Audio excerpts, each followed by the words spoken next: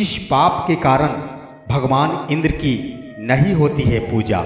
जी हाँ मित्रों, काम और क्रोध दो ऐसी चीजें हैं जिसे हमेशा संभाल कर रखना चाहिए, नहीं तो इसके उत्पन्न हो जाने पर बहुत सारे समस्याएं जन्म ले लेती है और इसका परिणाम भुगतना पड़ता है।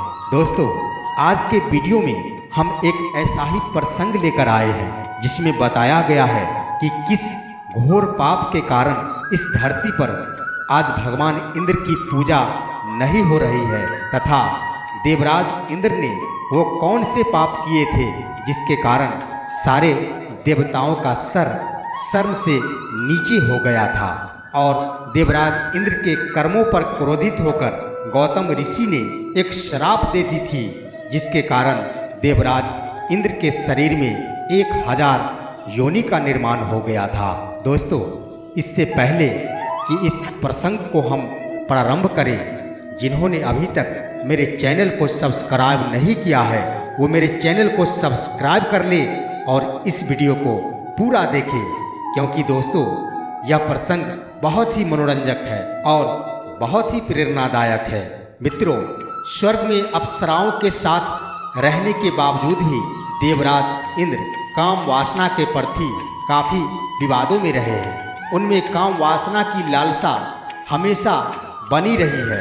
इसी तरह एक दिन की बात है, एक स्त्री अपने दैनिक कार्य करते हुए अपने कुटिया के बाहर टहल रही थी और देवराज इंद्र ने उस स्त्री को देख लिया।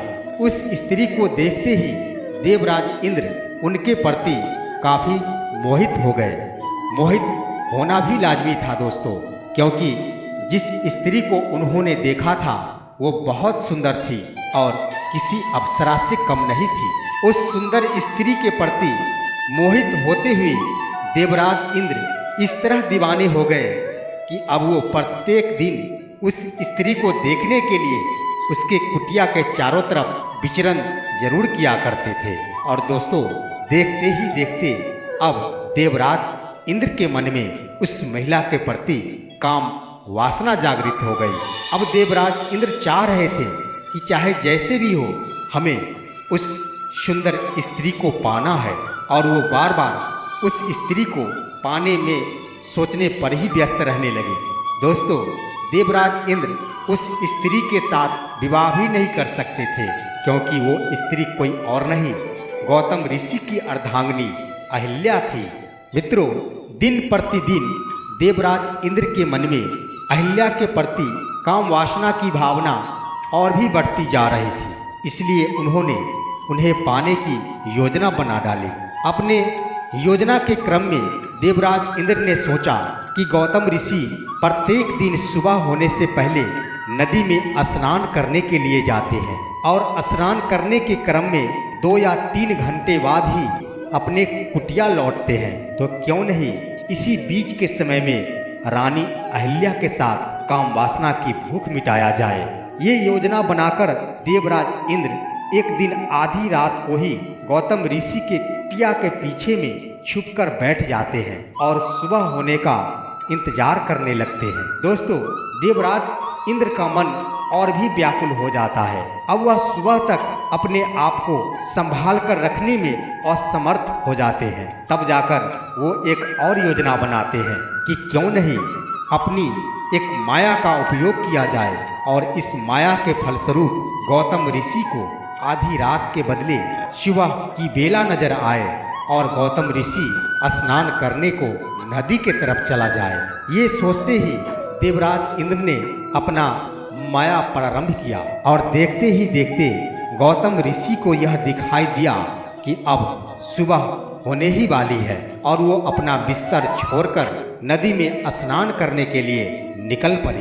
ये देखकर देवराज इंद्र अब बहुत खुशी महसूस किए। दोस्तों, गौतम ऋषि के नदी में स्नान करने के लिए कुटिया से निकलते ही देवराज इंद्र ने अपना वेश गौतम ऋषि का बना लिया और अहिल्या के कुटिया में प्रवेश कर गए। कुटिया में प्रवेश कर उन्होंने अहिल्या के समक्ष अपनी इच्छा प्रकट की। सर्वप्रथम रानी अहिल्या को यह सब देख थोड़ा शंका हुआ, लेकिन प्रेम भरी बातें और अपने पति की मीठी मीठी बातों के भाव में आकर रानी अहिल्या भी खुद को नहीं रोक सकी और वे दोनों एक दूसरे के प्रति कार्य प्रतिरोध में व्यस्त हो गए। अब गौतम ऋषि जब नदी किनारे पहुँचते हैं तो उन्हें अभी रात का नज़ारा ही महसूस होता है।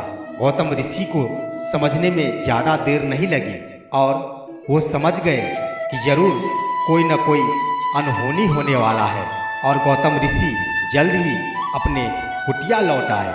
मित्रों, कुटिया लौटते ही गौतम ऋषि ने देखा कि देवराज इंद्र उनका वेश बनाकर उनकी अर्धांगिनी अहिल्या के साथ काम वासना की भूख मिटा रहे हैं। ये सब देखकर गौतम ऋषि काफी गुस्से में आ गए और दोस्तों, एक समान शक्ल के व्यक्ति को ही सामने खड़े देखकर रानी अहिल्या को भी समझ में आ गया कि जरूर जाने अनजाने में मेरे साथ धोखा किया गया है और वो भी गुस्से में पीली हो गई।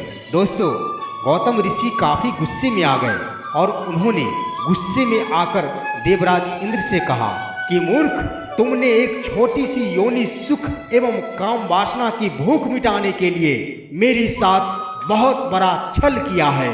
इसके लिए तुझे बहुत बड़ा सजा भुगतना पड़ेगा।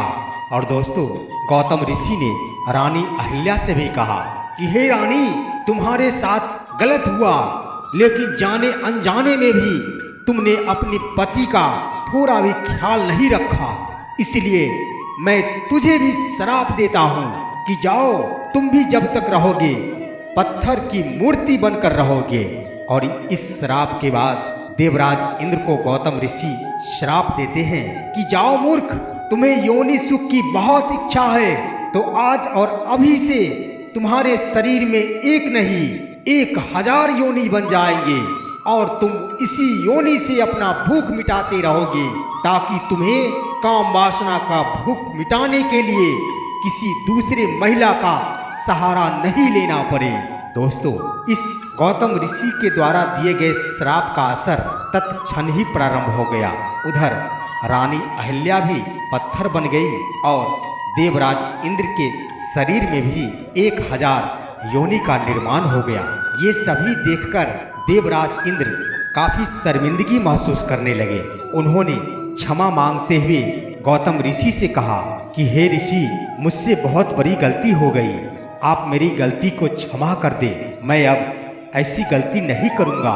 उनके निवेदन को सुनकर गौतम ऋषि को भी लगा कि शायद ये श्राप कुछ ज़्यादा ही हो गया है, इससे अन्य लोगों को ही शर्मिंदगी महसूस होगी। यही सोचकर गौतम ऋषि ने देवराज इंद्र पर थोड़ा दया दिखाते हुए उनके शरीर पर बने योनियों को आँखों में बदल दी और वो सभी योनि अब आँख दिखने लगे।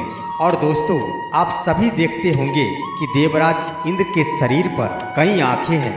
ये सभी आँखें वही आँखें हैं जो गौतम ऋषि द्वारा योनियों को आँखों में बदला गया है। और दोस्तों, आगे चलकर देवराज इंद्र ने और भी कई सारे काम किए जिसके कारण सारे देव देवताओं का सर शर्म से नीचे झुक गया और वो सभी देवी देवताएं अपने आप को अपमानित महसूस किए, जिसका नतीजा हुआ कि देवराज इंद्र देवों के देव तो कहलाए, परंतु उनके इन्हीं कर्मों के कारण आज धरती पर उनकी पूजा नहीं होती है। तो दोस्तों, इस कहानी से यही स्पष्ट हुआ कि दो चीज़ें, काम और क्रोध को हमें हमेशा संभाल कर रखना चाहिए, नहीं तो इसका बहुत बड़ा नुकसान झेलना पड़ता है। मित्रों, आज का वीडियो इतना ही तक ही। मेरा वीडियो पूरा देखने के लिए आप सभी को बहुत बहुत धन्यवाद। फिर मिलते हैं हम अगले वीडियो में, तब तक के लिए नमस्कार।